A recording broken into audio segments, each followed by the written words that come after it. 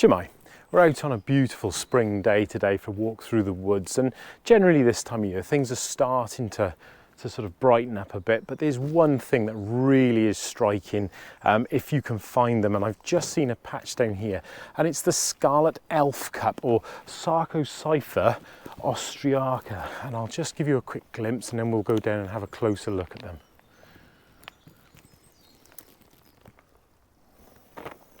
Okay, so I'm just going to make my way back up to that little patch from below. It's a bit thick at the top, and I can see just down by here there's a nice little example just by there, and that's quite a nice one because it gives you an idea of what they look like. So they're cup shaped, as you can see there, and they're bright scarlet on the inside, and then they've got this sort of silvery white, almost like a very fine hairs on the outside, and they grow, and this is the reason we're looking at this one, off that short stem. Just move that piece of grass there. You can just see the short stem by there, and they're about 2 to 5 centimeters, and there's another couple there.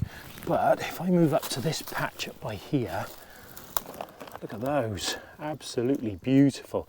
Now these are also called a moss rose or a moss cup, or even a fairy's bath, and they're brilliant, striking red against the sort of the drab colours of February. Now these cups grow from a buried stem. You could just see the stem on the other one, and they generally come up in the spring and up to about May sort of time. And as you can see here, they grow in small groups. Now, they appear in most deciduous wood floors, and they grow on decaying branches of things like hazel and willow.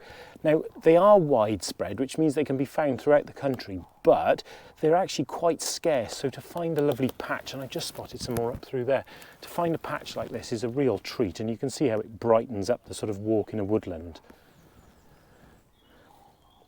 Now, you can see here that they're often found with mosses and lichens, and actually in amongst some ferns as well here, and they can be eaten by sort of rodents, little mice and things, and slugs. And you can just see the edge of this one here where it's been eaten away there.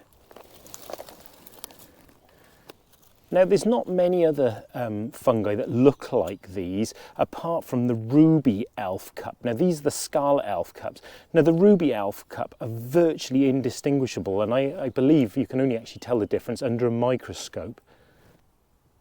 Now it's said that the elves drink morning dew from these Scarlet Elf Cups. I've just moved on a little bit further along the track, and seems to be the perfect habitat for them. There are loads through here. Whether it's a sign that this is where the elves and the fairies live, I'm not sure. But as you can see, they're very easy to spot. So next time you're out, see if you can spot them.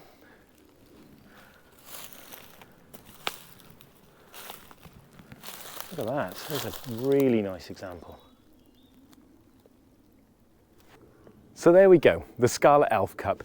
It pays to be observant, but with these they really are very easy to spot. They stand out with that bright red. So yeah, go out, have a walk while the weather's still good, and good luck.